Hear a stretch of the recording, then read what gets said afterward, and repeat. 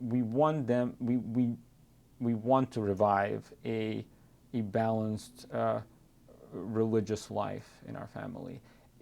20th century is a big, rude interruption, a real intrusion and a real crime perpetuated against us, by just number killed, by the forbidden religious practices, but the fact that people are forced to secularize.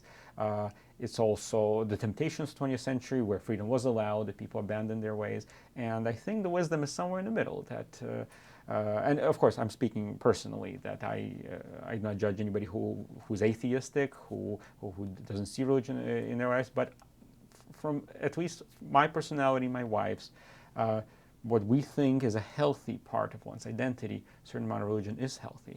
And to specifically take up our ancestral religion, and with all the wisdom that we do appreciate in a very academic religion, in a very learning-oriented, very personal responsibility religion. We appreciate all these aspects of it, that there is this kind of, I am self-motivated and I will perpetually look for self-improvement.